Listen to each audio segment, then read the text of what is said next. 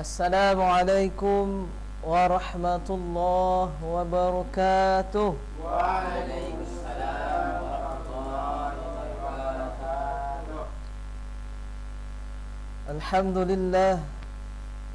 Alhamdulillahillazi anzala sakinata fi qulubil mu'minin liyazdadu imanan ma'a imanihim.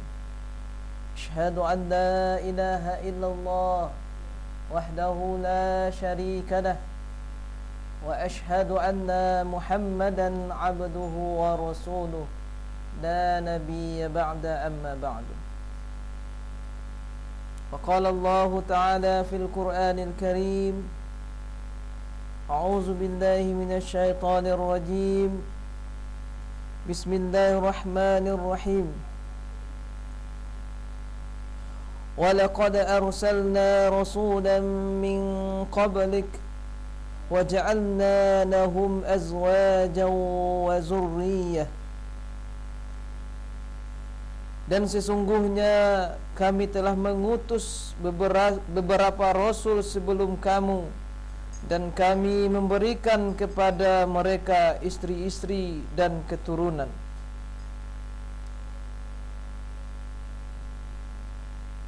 Pemirsa yang dirahmati Allah Subhanahu wa taala, para hadirin yang sudah hadir di studio yang dirahmati Allah, bersyukur kita atas kehadiran Allah Subhanahu wa taala. Alhamdulillah bi ni'matillah.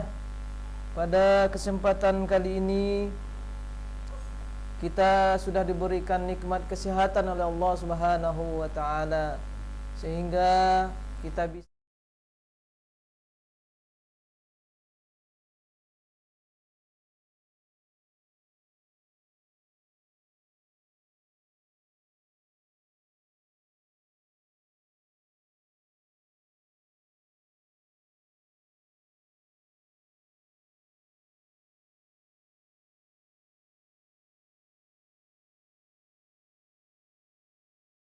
kita doakan kepada Allah, semoga disampaikan kepada Nabi Allah Muhammad sallallahu alaihi wasallam dengan antaran kata Allahumma salli ala Muhammad wa ala ali Muhammad. Para pemirsa yang dirahmati Allah Subhanahu wa taala, sebelumnya kita sedikit sudah membahas tentang bagaimana dorongan tentang pernikahan ini, anjuran dari Allah dan Rasulnya bagi para pemuda yang sudah sanggup untuk menikah, maka falyatazawwad, maka menikahlah. Tentu dalam konteks pernikahan ada mempelai, baik itu mempelai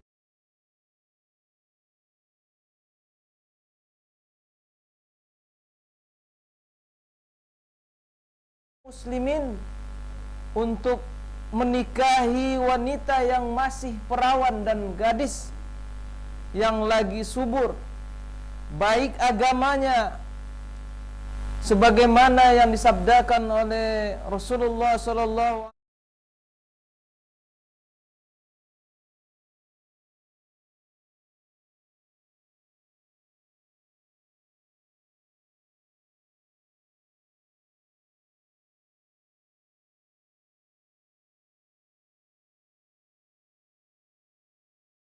atau tabatul. Maka Rasulullah sallallahu alaihi wasallam memerintahkan kepada kaum muslimin bagaimana mereka menikahi wanita-wanita atau kaum muslimah yang gadis atau perawan dan lagi baik keturunannya.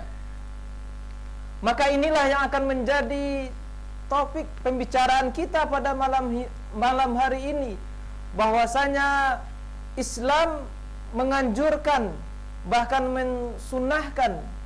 Jadi perlu digarisbawahi, ini tidak menjadi syarat untuk melakukan pernikahan atau wanita yang akan dinikahi yaitu perawan, tetapi ini adalah bahagian dari yang disunahkan oleh Rasulullah sallallahu alaihi wasallam.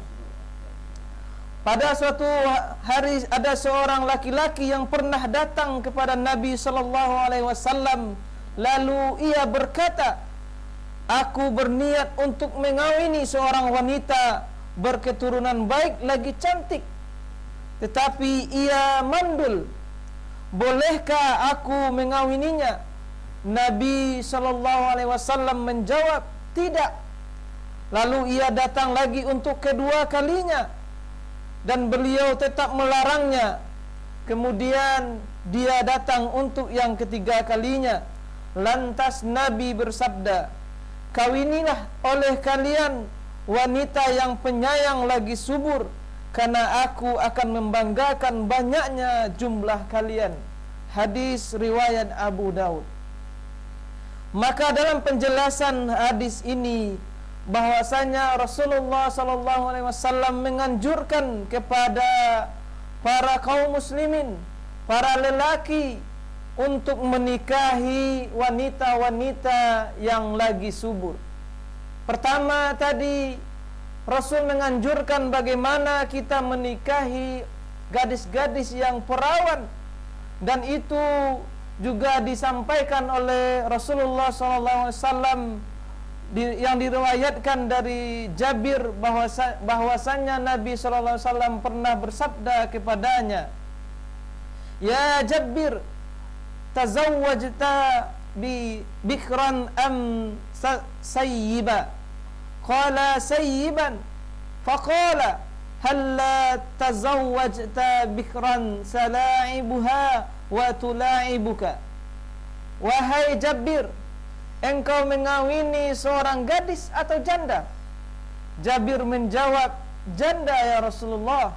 Kemudian Nabi SAW lantas bersabda kepadanya, "Mengapa engkau tidak mengawini wanita yang masih gadis, agar engkau bisa bermain dengannya dan ia pun dapat bermain-main denganmu?" Pemirsa yang dirahmati Allah Subhanahu wa taala, maka menikahi seorang gadis atau perawan yang lagi subur ini merupakan anjuran dari Rasulullah sallallahu alaihi wasallam.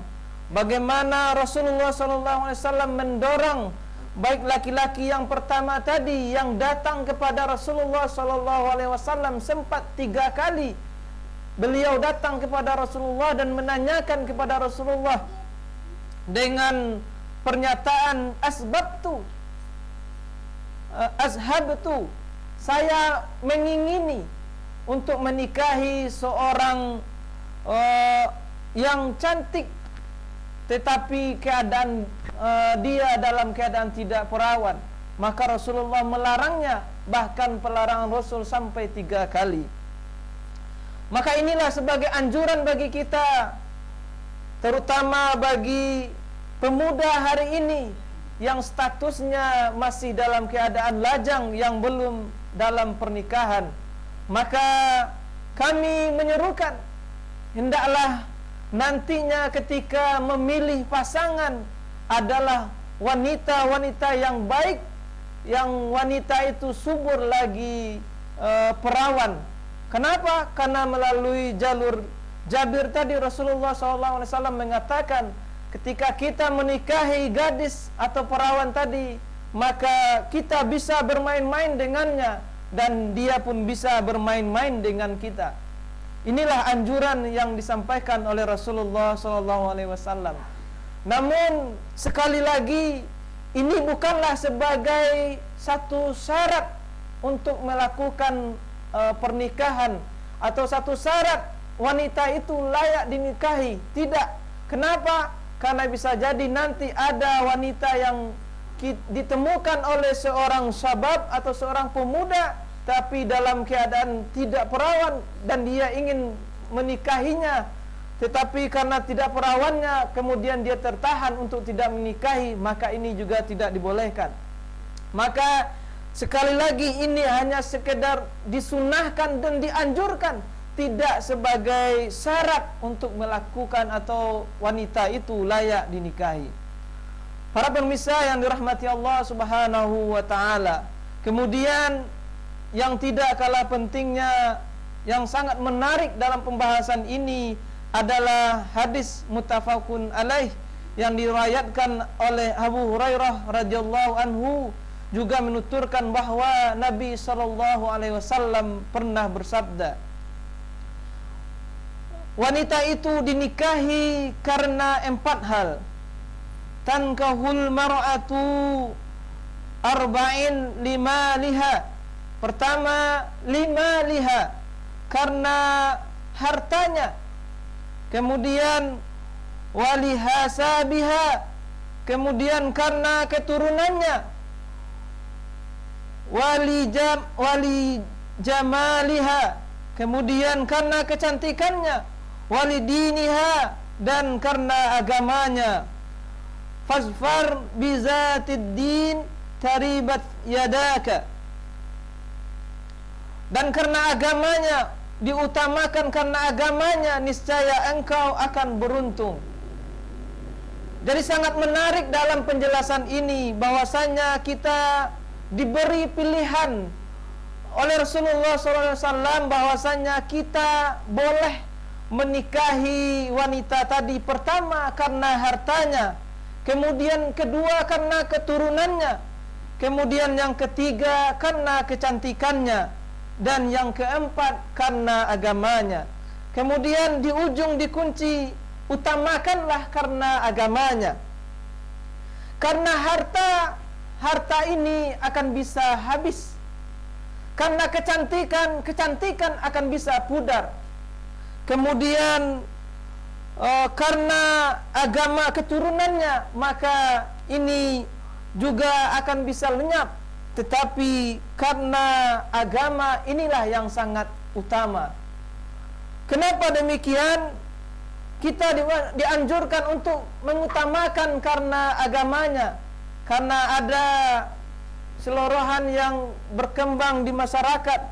Jangan sampai menikah itu muncul perkataan ketika 3 bulan selesai pernikahan, rumput tetangga lebih hijau daripada rumput kita.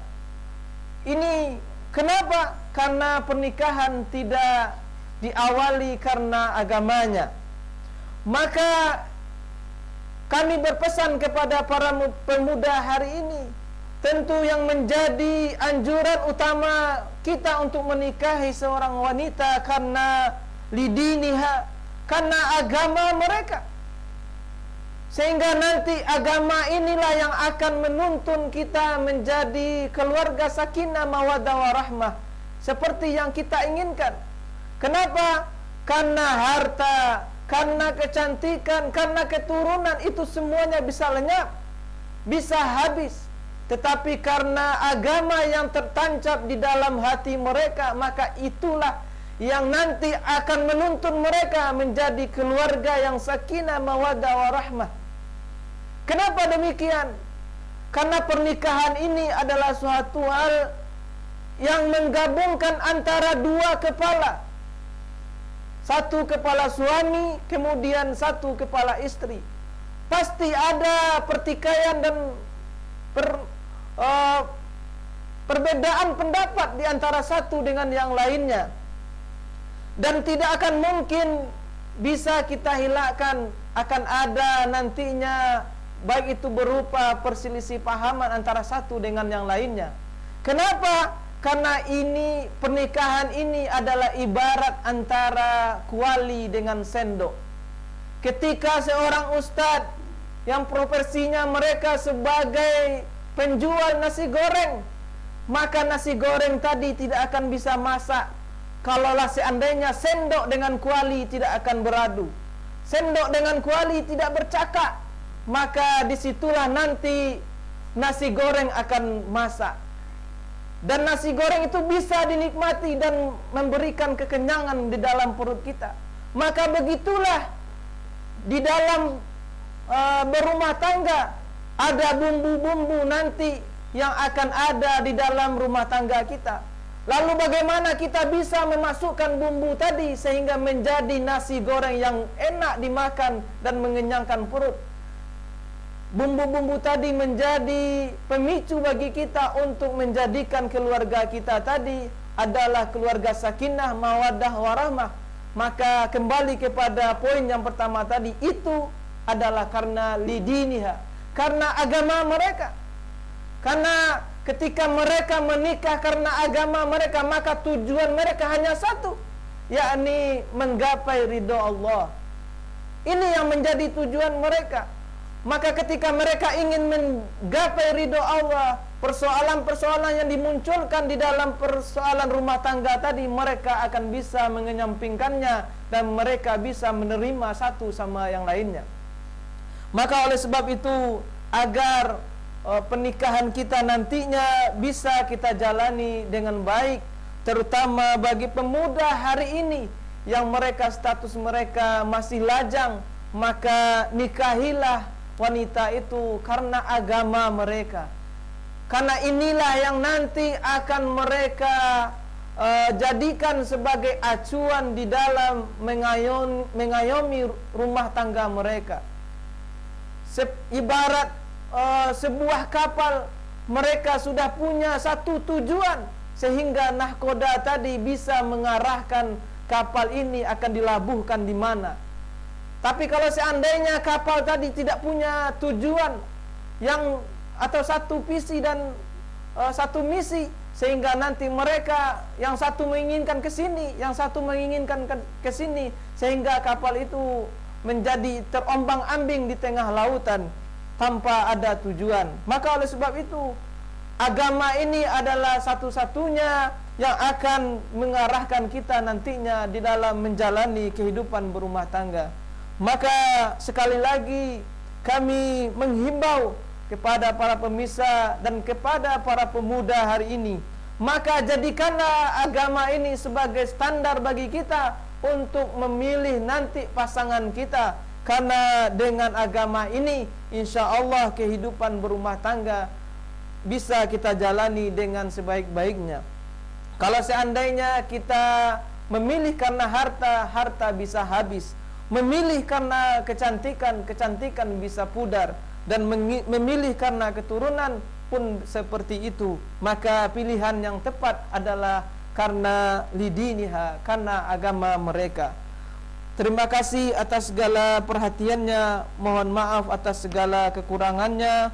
Billahi taufiq wal hidayah. Assalamualaikum warahmatullahi wabarakatuh. Waalaikumsalam warahmatullahi wabarakatuh.